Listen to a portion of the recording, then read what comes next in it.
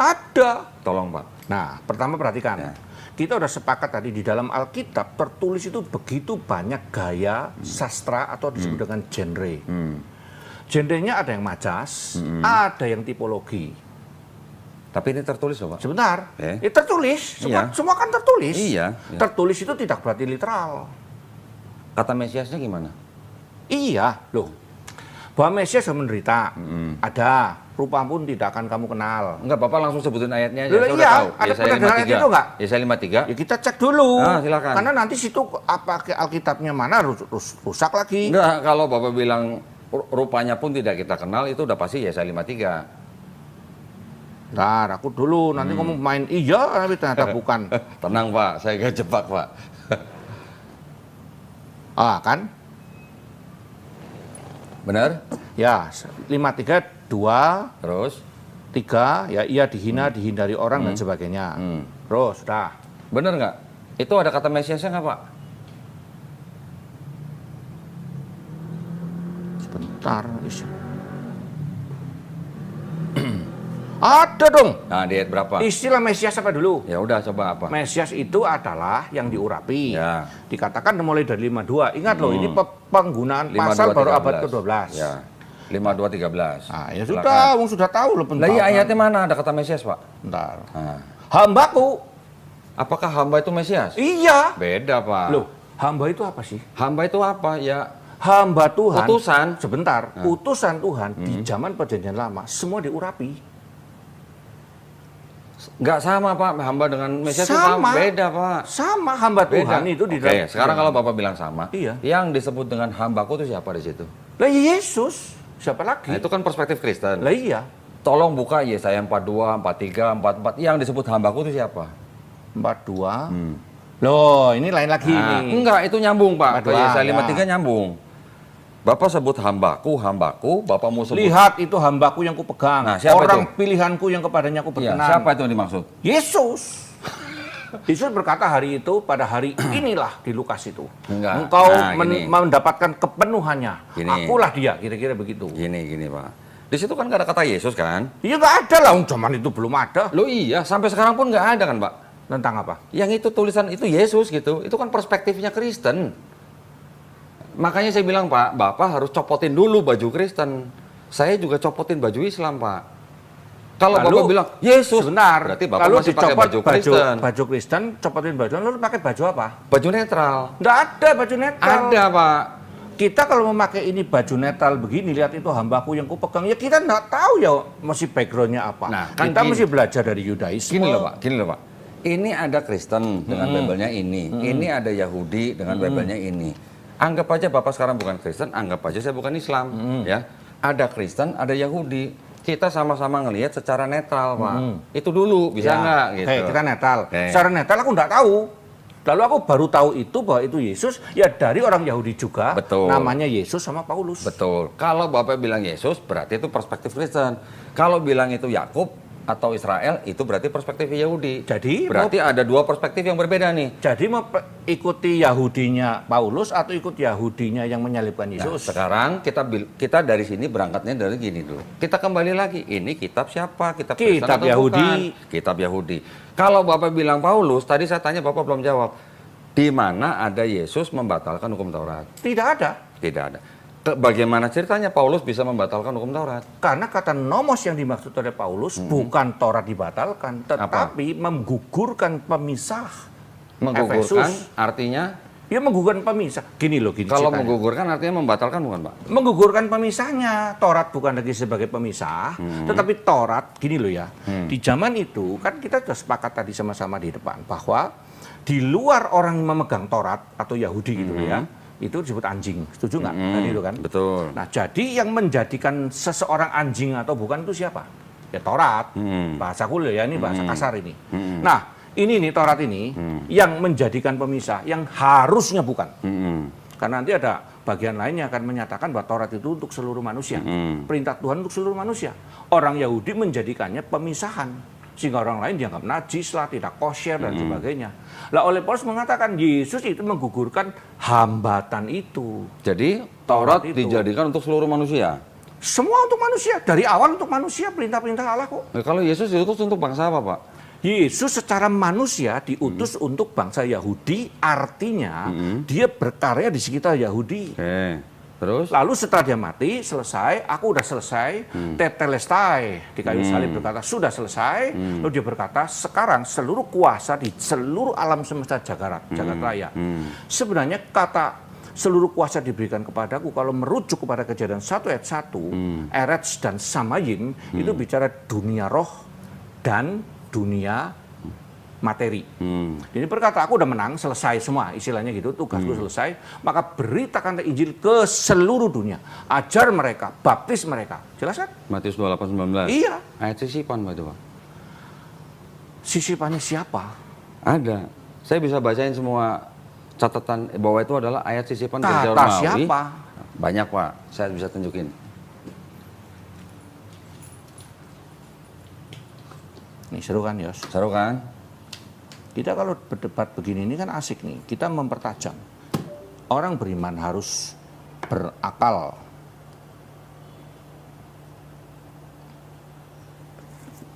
Kardinal Ratzinger, Pak. Nih. Halaman 82. The text comes from Rome.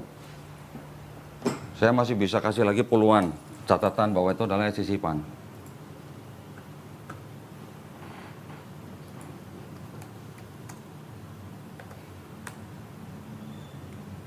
Katolik Ensiklopedia 2, Pak, halaman 263. Saya kalau beli mahal banget sih Katolik Ensiklopedia. The baptismal formula was changed from the name of Jesus Christ to the words Father, Son, and Holy Spirit by the Catholic Church in the 2nd century. Ini baru satu ya, Pak ya?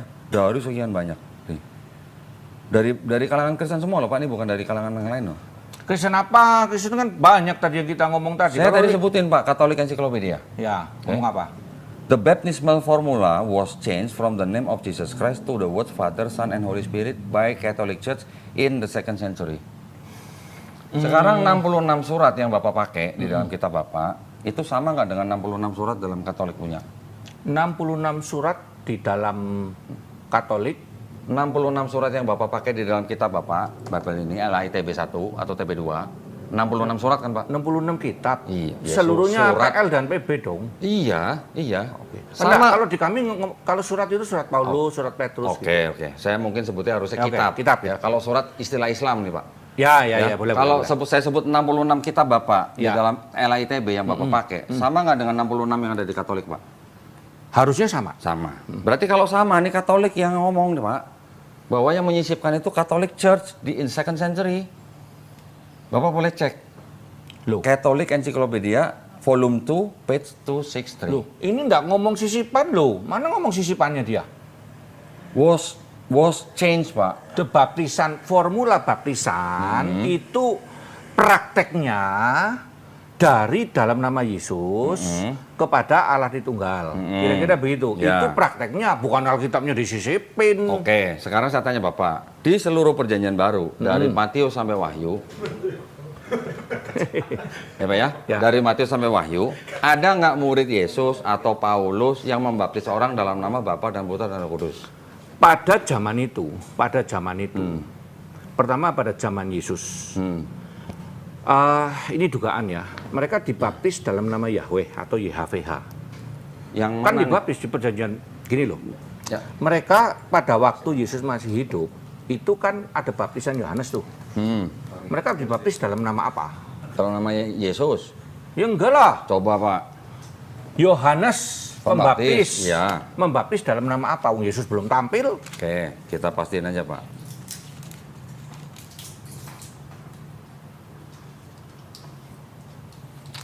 Ketika Yesus ngomong, karena itu pergilah. Itu enggak? Mana dalam nama Yahweh Pak? Bukan. Ini kan namanya tafsir. Aku udah bilang dari awal. Gimana tadi yang apa? Ini kita bahas apa dulu nih? Ini kita lagi bicara, kan Bapak tadi bilang bahwa Taurat itu setelah Yesus mati harus dikabarkan ke seluruh Dunia. Ya. Saya langsung nembak Matius 28:19. Saya langsung katakan bahwa di sini ada catatan bahwa formula baptismal itu dirubah oleh Katolik, Gereja Katolik di abad kedua.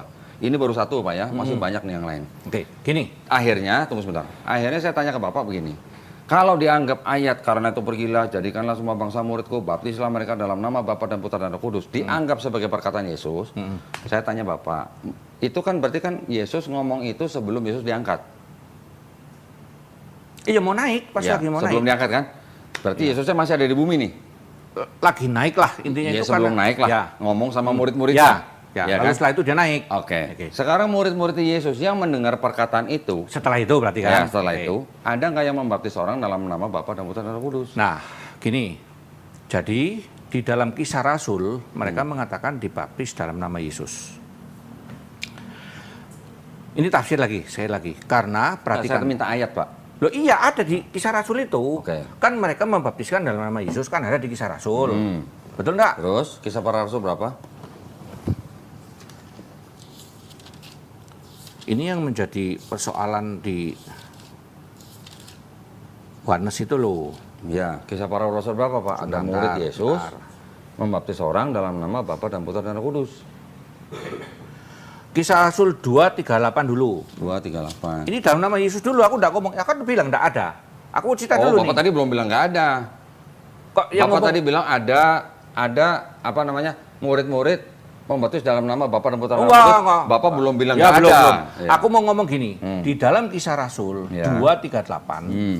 sama Kisah Rasul 8:16 lalu 10:48 Hmm. sama 19 ayat 5 semua dibaptis dalam nama Yesus. Ya. Ya, itu dulu nih. Ya. Nah, sebenarnya ini kan kisah sejarah. Dibaptis dalam nama Yesus tidak berarti begini. Hari ini aku baptis kamu dalam nama Yesus, tidak berarti seperti itu. Berarti gimana? Mereka dibaptiskan ke dalam baptisan yang Yesus minta. Terus Ke dalam baptisan tanda petik versi Yesus. ayatnya Pak. Lah ya itu, tafsir enggak ada memang enggak ada. Nah, berarti kan nggak ada. Memang enggak ada. Nah, berarti seluruh murid-murid Yesus yang mendengar perkataan Yesus, baptislah dalam nama Bapa dan Putra dan Roh Kudus, mereka tidak membaptis orang dalam nama Bapa dan Putra dan Roh Kudus. Tidak tahu. Karena tidak ada. Enggak, saya tidak minta berarti. ayatnya. Enggak ada. Nggak ada. Kalau tidak ada Paulus ayat, pernah nggak Pak membaptis orang dalam nama Bapa dan Putra dan Roh Kudus? malah Paulus kayaknya enggak ngomong membaptis dalam nama siapa loh. Nggak ada juga. Memang enggak ada. Ya. Bahwa dalam nama Yesus juga enggak ada. Berarti kalau di seluruh perjanjian baru, murid-murid Yesus yang mendengar perkataan itu tidak pernah membaptis orang dalam nama Bapa dan Putra dan Roh Kudus. Paulus pun demikian. Berarti kan kemungkinan ada dua Pak. Apakah murid-murid itu tidak taat kepada perintah Yesus, atau memang benar itu sisipan? Gitu. Ada kemungkinan ketiga. Apa coba? Mereka melakukannya tapi tidak ditulis. No, berarti itu asumsi. Lah ya semua juga asumsi. Loh iya. Lah, situ juga Apakah- asumsi. Loh enggak, saya berdasarkan logika. Saya juga pakai logika. Karena diperintahkan. Loh, Karena ada kalimat. baptiskanlah mereka dalam nama Bapa, Putra, dan Roh Kudus. Ya. Oke. Tidak pernah di dalam Alkitab itu ditulis begini. Hari ini aku membaptiskan engkau dalam nama Yesus. Itu tidak ada juga. Itu semua berita. Kalau indirect. murid-murid Yesus, ya Pak ya, semuanya membaptis dalam nama Yesus. Ada ayatnya. Gini loh. Nah. Tahu enggak indirect speech dengan direct speech? Oke, jelaskan. Nah, indirect speech itu ini contohnya gini ya. Kisah Para Rasul 2:38. Belum nih. Tadi udah. Ya. Terus? Baiklah engkau memberi dirimu dibaptis dalam nama Yesus. Ya. Oke. Terus? Kisah Rasul 8:16. Karena mereka hanya dibaptis dalam nama Yesus. Ya. Terus? 10:48. Hmm. Dibaptis dalam nama Yesus. Semuanya adalah kalimat berita Ya. atau indirect speech. Ya. Jadi kalau mencari kata di mana dicatat Paulus kemudian hari ini aku membaptiskan engkau dalam nama Yesus, itu pun tidak ada. Gitu loh. Sehingga tidak bisa dikatakan bahwa semua dibaptiskan dalam nama Yesus seperti itu. Perhatikan saya bilang tadi, ini kalimat berita gitu loh. Ini kalimat berita yang menceritakan mereka sedang dibaptis. Tapi formula seperti yang hari ini itu tidak ada. Iya. Memang tidak ada. Justru itu, makanya dari situ karena nggak ada, makanya jadi saya menggunakan logika saya. Berarti kemungkinannya murid-murid itu tidak taat kepada perkataan Yesus, Bisa. atau itu memang letter development. Bisa, atau Nah. yang ketiga mereka lakukan tapi tidak dicatat. Kalau tidak tercatat berarti itu sayang sekali Pak. Ya, karena itu bukan Ya, persoalan. ini Catholic University of America in Washington 1923 New Testament Studies nomor 5 mengatakan bahwa formula itu adalah letter development. Loh, ingat loh, formula loh. Formula letter development, misalnya kayak Tritunggal. Kalau ditanya, ada nggak kata Tritunggal? Ya enggak ada. Nggak ada kata Ya kan? Enggak, saya nggak minta kata Loh, Tritunggal enggak, dalam sebentar, Bible. aku lagi Ya. mencari analogi yang sebelahnya Ya, situ. ya. Nah, gereja itu kan ada pentarki tadi itu kan, perkembangannya kan begitu banyak. Mereka punya metode masing-masing. Karena Alkitab itu enggak pernah misalnya nyanyian harus pakai nada mayor semua, nggak boleh pakai minor, juga enggak ada. Jadi semuanya itu punya dinamika yang bagi kami itu tidak ada persoalan. Sayangnya gini Pak, sayangnya sumber hukum di dalam Kristen kan Bapak pakai cuman ini doang. Ya, Di bawah ini apa Pak? enggak ada. Nggak ada. Nah, karena di sini nggak ada, berarti di luar daripada ini itu adalah development. Bukan development, Apa? penafsiran. Manajemen. Ya Penafsiran. iya, ya development Ya, itu semua penafsiran. di dalamnya bisa termasuk tafsiran Pak. Iya. Development. Loh, penafsiran itu penafsiran. Al-Qur'annya ditafsirkan, Betul. agama Buddha yang menafsirkan kitabnya masing-masing. Betul. Ya sudah. Betul. Persoalannya Nah, gimana? ya persoalan ini adalah letter development menurut kalangan Kristen sendiri. Letter development itu bukan mendevelop dengan cara menyisipkan Alkitab. Dibilangnya was change Pak, in second century Pak. Berarti Was kalau change formulanya, bukan Iya. Alkitabnya. Iya, kalau was change by Jesus. Berarti kan ini Jesus yang ngomong. Mana was change by Jesus? Bukan, maksud saya di sini Matius 28 kan dianggap perkataan Yesus. Iya, kata Yesus. Iya, dianggap perkataan Yesus, tapi kalimat ini sudah dirubah. Enggak, di mana datanya maksud saya? Nah, ini yang tadi mengatakan Katolik ensiklopedia. Situ Was salah change. kok. Hah? Situ salah memahami itu. Oke, jelasin, Ini Pak. namanya reading comprehension. Ya, coba Nah, jelasin. gini loh. Di situ Bentar, saya dikatakan sambil bahwa ambil buku nih, Pak. formula, ya, Ya. the baptismal formula was changed from the name of Jesus Christ to the word Father, Son, and Holy Spirit Ya. by the Catholic Church in Ya. the second time. Gini, aku Ya. sekarang mau cerita sekarang dulu nih. Oke. Jadi untuk memahami kalimat ini, walaupun saya bukan orang Katolik, jadi saya tidak mewakili orang Katolik loh ya. Tahu nggak ada gereja-gereja yang bersifat pentakostal itu misalnya gereja Pantekosta, GPDI, termasuk dulu GBI namanya. Mereka membaptiskan begini, aku membaptiskan kau dalam nama Bapa, Putra, dan Roh Kudus, yaitu Tuhan Yesus Kristus. Itu namanya formula. Nah, formula itu diambil dari mana?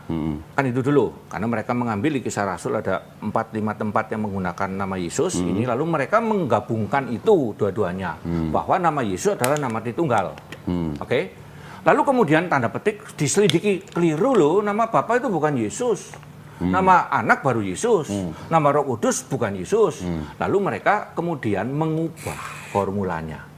GBI kalau tidak salah sekarang menghilangkan formula itu, atau ada lagi gereja yang mengubah begini. Aku membaptiskan engkau dalam nama Bapa, Putra, dan Roh Kudus dalam nama Tuhan Yesus. Jadi nggak ada kata yaitu. Itu kan diubah formulanya. Gerejaku lain lagi. Aku membaptis engkau dalam nama Bapa, Putra, yaitu Tuhan Yesus Kristus, dan Roh Kudus. Itu yang dimaksud begitu. Bukan Alkitabnya diubah. Oh, di Alkitab diubah-ubah gimana urusannya? Loh, ini sekarang contoh Pak. Punya Matiusan dalam bahasa Ibrani nggak Pak? Hah? Punya Matiusan dalam bahasa Ibrani nggak? Ya ini interlinier aku Nah, coba. punyanya. Enggak, itu kan nih, ini yang punya Semtov nih Pak. Oh, Matius dalam bahasa Ibrani? Iya. Oh ya kita nggak mau terima. Karena Matius dalam bahasa Ibrani itu terjemahan dari Yunani ke Ibrani. Dari Yunani ke Ibrani. Ini yang punya Semtov nih Pak. Lah Semtov kenapa? Masalahnya di mana? Ya, Semtov enggak, itu ini siapa? hanya referensi aja. Hanya referensi aja. Bentar, ini Matius 28. Saya selalu nanya dulu, siapa dia? Nah, silakan baca itu belakangnya atau depannya. George Howard ya? Joshua itu penyusunnya, penerjemahnya. Semtov itu siapa? Rabi. Loh ya rabi dia. Aduh. Ini kan bilang tadi. Bapak udah suruh pernah baca netral. Eusebius belum? Tulisannya Eusebius tentang Matius 28:19. Yang gimana dulu? Nah. Aku buku tuh banyak Ya, sekali iya, toh. oke. Aku kenapa 13 tahun tuh karena baca buku udah sampai yang Oke. sejarah-sejarah pun untuk baca. Ya. Eusebius sendiri juga tidak pernah menyebut Bapa, Putra, dan Roh Kudus, Pak. Eusebius. Siapa ini? Bapak gereja, Iya. iya. Terus bicara tentang Dia mengutip Matius 28:19 tidak pakai Bapa dan Putra dan Roh Kudus. datanya aja. Kita bicara data lah. Susah kalau ngomong makanya. kutip ini, kutip itu ya pusing lah Oke, kita. kalau gitu apa Bapak membaca semua atau saya kira ke Bapak kutip aja? Kutip aja. Ini Eusebius nih Pak. Eusebius was a church historian and bishop at Caesarea.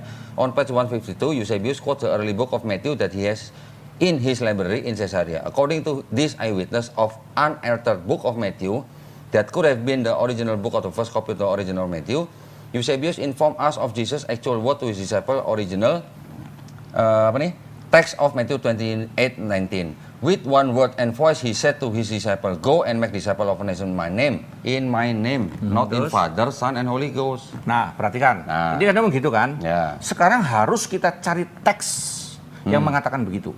Jangan ngomong dari Eusebius. Loh, iya. Sekarang yang Bapak terima kan cuma ini. Lah iya Lah makanya. iya, kan berarti patokan Bapak kan ini terakhir. Iya. Nah, apakah Bapak pelajarin yang tulisan-tulisan Bapak kerjaan Ya sebelumnya? pelajari. Nah, ini kata Eusebius. Tapi Eusebius itu kemudian kita tidak sekedar gini, misalnya gini. Kami dari Calvinis itu percaya Agustinian, Agustinus. Tetapi kami tidak menerima semua Agustinus punya. Oke. Bahkan saya Calvinis. Saya tidak menerima semua yang Calvin ngomong. Katakanlah mungkin 70-80%. Susah karena nggak bisa didetailin kayak 613 gitu yang diterima mana gitu enggak. Artinya begini, apapun yang Bapak Gereja ngomong, kita cari teksnya. Simpel aja.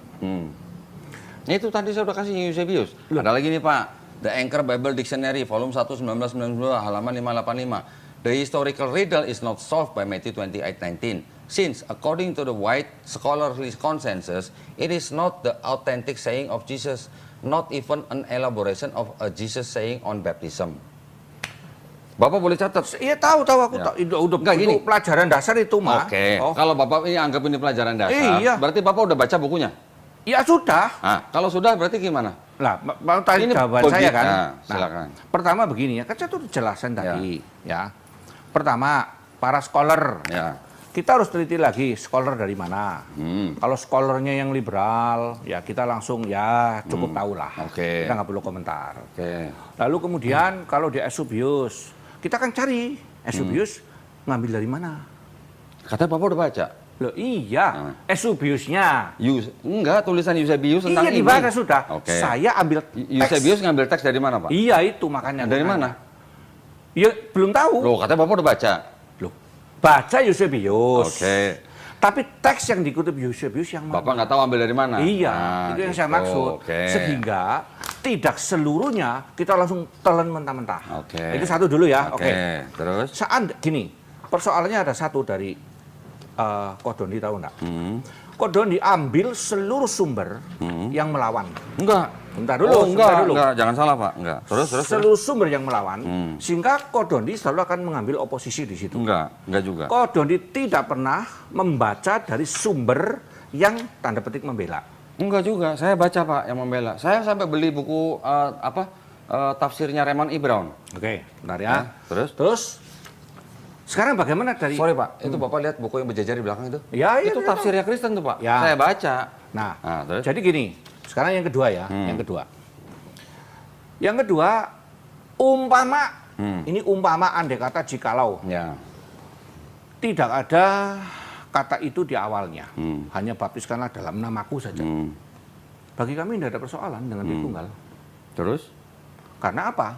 Karena di dalam kekristenan itu, ayat tentang Yesus sebagai Allah, itu poin utama dulu.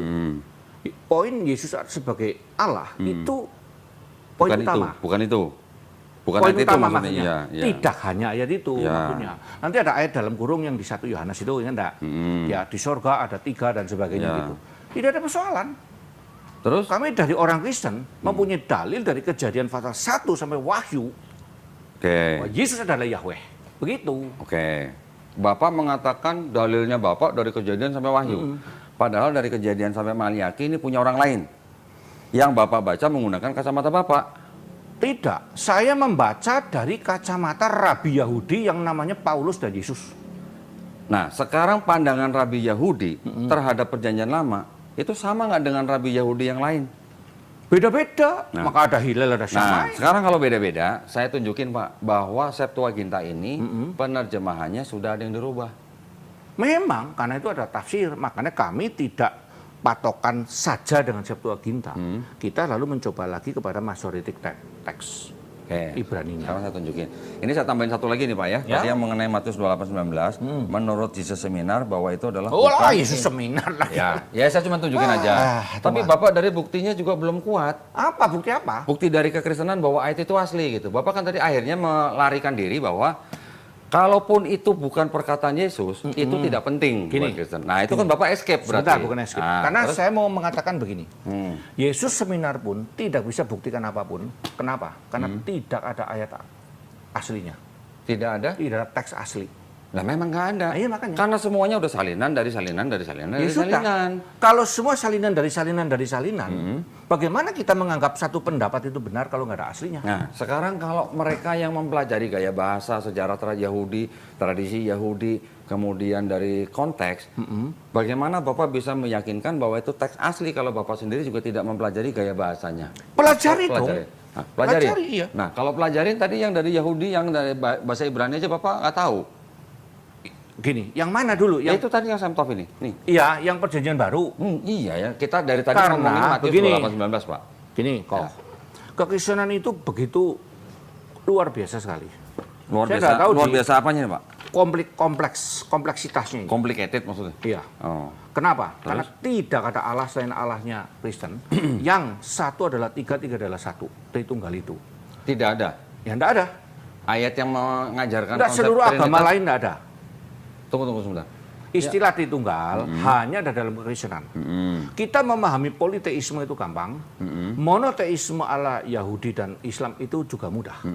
Tapi bagaimana Tritunggal disebut monoteistik seperti Islam dan Yahudi kita berbeda. Disebut politeistik kita juga enggak mau. Gitu loh. Karena Bapak bukan politeistik murni. Ya whatever. Tapi yang jelas Bapak juga bukan monoteistik. Ya whatever. Makanya aku bilang tadi itu Bapak tuh henoteistik. Kristen sebenarnya. Enggak, henoteistik. Kristen itu adalah henoteistik. Oh, henoteisme, ada henoteisme. Bukan monoteisme, bukan politeisme. Kenapa? Karena Kristen itu sudah menjadi konsensi antara monoteismenya Yahudi dengan politeismenya Yunani. Ini yang dijadikan satu, Pak. Nah, itu kelirunya di situ. Nah, coba jelasin. Itu kelirunya di situ. Itu kata Santo Gregory Nyssa loh, Pak. Santo itu tidak mungkin dia mengatakan itu sinkretisme. Bukan itu namanya sinkretisme. Iya, Itu pencampuran budaya. penggunaan budaya untuk menjelaskan kekristenan. Katolik sampai dengan hari ini memakai ginilah, kalau ada Muslim kan ada kejawen. Menurut orang kejawen bukan Muslim, sebentar dulu nih. Karena saya dulu juga kejawen. Oke, tapi kejawen bukan Muslim, Pak. Ya itu menurut orang Muslim, menurut kejawen ya mereka Muslim, bagian Ya. dari Muslim. Itu kan masing-masing perspektif. Mirip gitu maksudnya gitu. Itu disebut dengan inkulturasi. Ya. Menggunakan budaya zaman itu untuk menyatakan apa yang di dalam budaya itu saya terima. Misal konon saya juga belum membaca. Alkitab di dalam bahasa Papua, saya belum lihat ya, tapi ya ini bisa keliru. Bahwa anak domba itu nanti domba diganti babi. Karena mereka tidak bisa. mengenal domba. Saya tunjukin, Pak. Sebentar. Kalau Bapak ngomong gitu, saya tunjukin nih. Kemarin saya baru beli nih, Pak. Ini bahasa ya, Pak ya? Ini masalah bahasa masalahnya. Bisa menjadi masalah gitu. Domba jadi babi, pohon ara jadi pohon pisang di Batak. Itu sebenarnya hanya mungkin masalah pilihan kata-kata dari penerjemah. Contoh seperti ini juga nih, Pak.